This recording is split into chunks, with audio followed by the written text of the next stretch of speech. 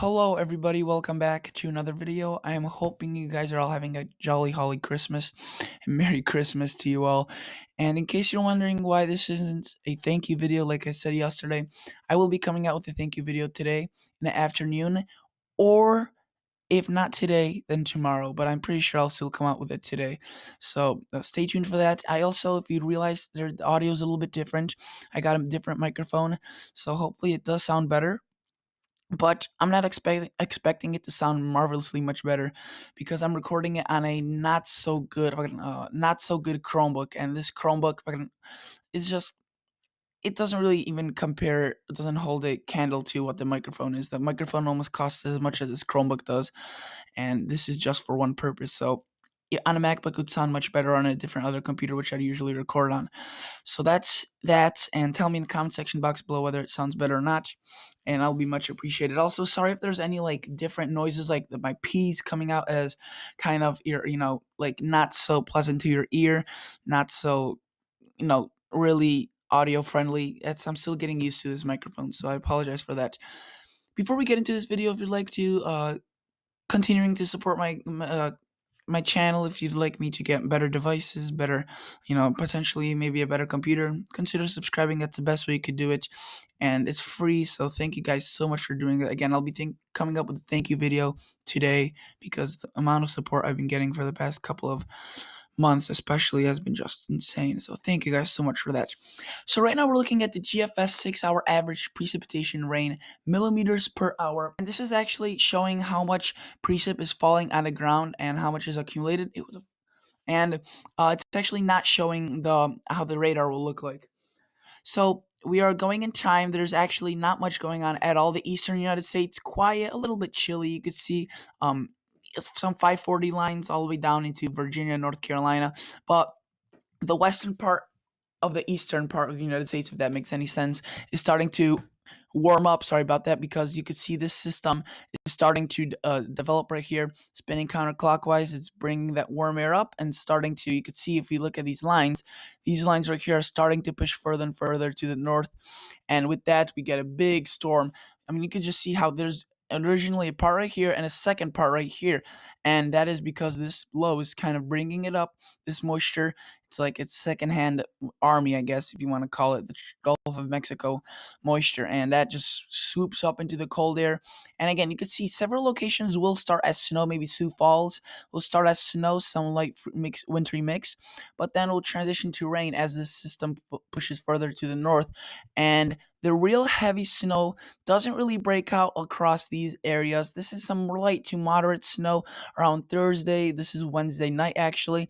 And the really heavy snow will be on the backside of this, where we could see some blizzard conditions in Nebraska, South Dakota, Kansas, northwestern parts of Kansas, uh, eastern parts of Colorado, seeing quite a bit of snow. And this snow is very heavy and will be producing 1 to 2 inches of snow per hour. And this system eventually spreads out into a typical storm. You could see, let's click on resume recording. Let's go right here. And I wanted to draw this out so you could see that the cold front is something like this. Back here, that's where the 540 line is. The warm front, something like that. And obviously where the warm front is, the warm air is here.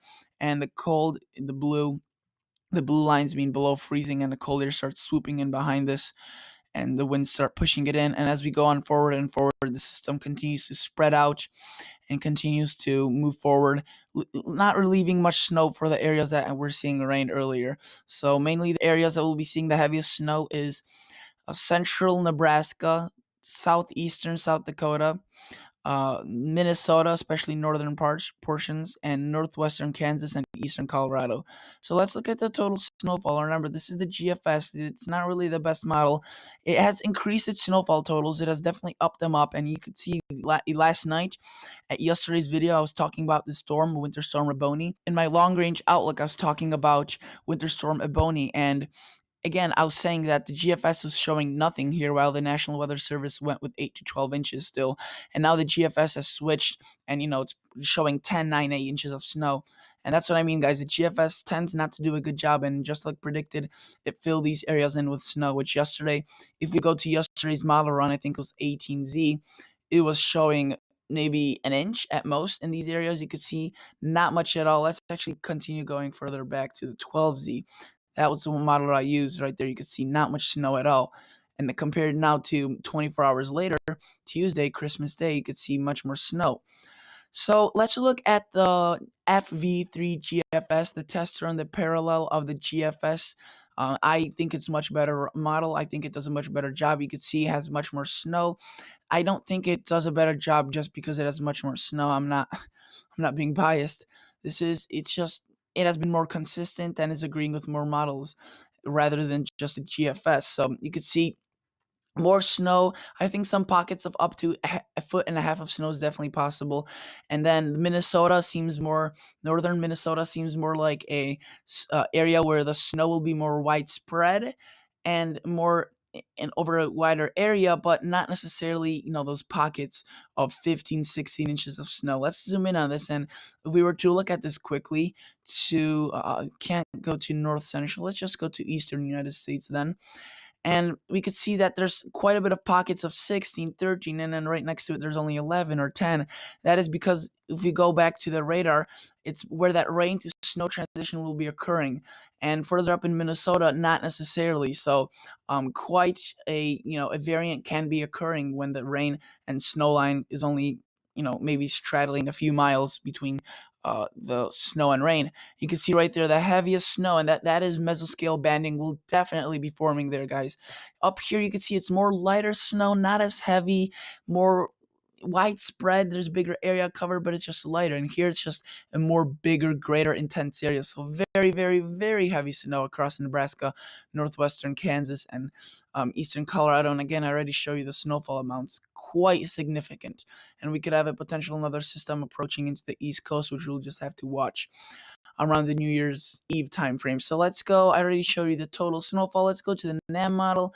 Let's time this out for you guys one by one. And let's see this right now. We are, again, that little tiny system that, I should say, little tiny piece of that bigger system that came out a couple hours ago. And now you can see again the Gulf of Mexico moisture just gets so excited.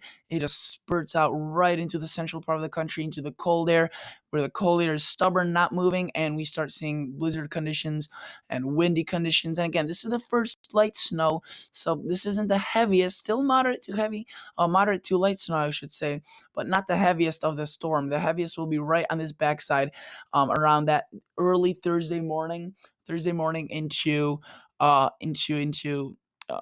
Thursday afternoon will be the heaviest snow across Nebraska, Kansas, and Colorado, and then that kind of lightens up and moves out of the region. We go to a total snowfall accumulations, and NAM is not as much as the FV3 GFS, but a little bit more than the GFS. You can see it has a very narrow band right here in northwestern Kansas of some heavy snow, which I think will be thicker than this actually in real life. I would say it's going to be covering the whole northwestern corner. This model is just saying maybe a 50-mile wide band of heavy snow in Kansas. I think it will be more impactful. We go to Minnesota, South Dakota, North Dakota. You can see the NAM has it a little bit further to the north and west than the other models, bringing the heavy snow all the way up into North Dakota. If we were to show the FV3 GFS, it's not showing as much into North Dakota. Still showing quite a bit, but not as much as the NAM. Now let's look at the European model, which I already said many times in my videos. I prefer the European model over any other model in terms of these snowfall forecasts for at least, or I should say, for the most part, these storms in the plains. The European model does a better job. The GFS tends to have a problem with the rain, snow, and just the general track of the system. The NAM also has troubles, not maybe with the track, but troubles with their rain and snow situation.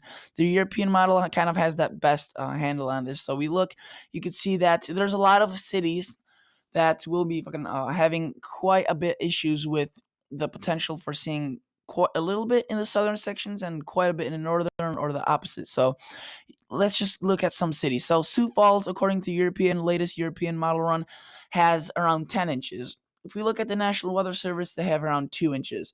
So this is one of the cities where the top gradient is, right on them. We go to Aberdeen, South Dakota. Again, northern sections, 4, 6, 5 inches of snow, while the northern sections potentially seeing 10, 11 inches of snow, which is a completely different outcome.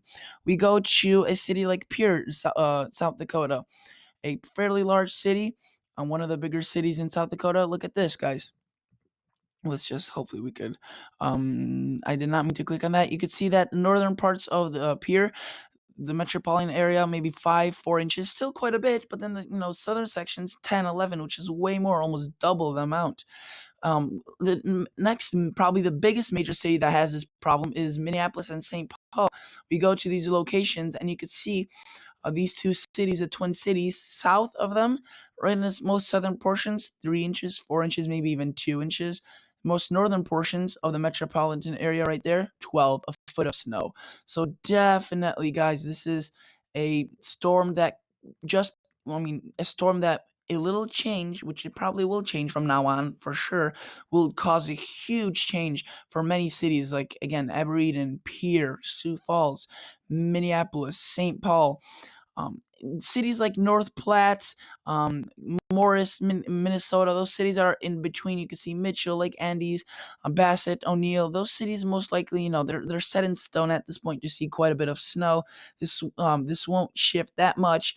Another area I would be concerned about is northwestern Kansas. This area, I should say, could potentially be seeing only, maybe a foot in some areas, not only a foot in some areas, and then only 2, 3 inches in the other area, where the rain will be occurring more than the snow in these areas. This is why here there's quite a bit more snow, because the snow's not gonna transition to rain after a period like here in Kansas.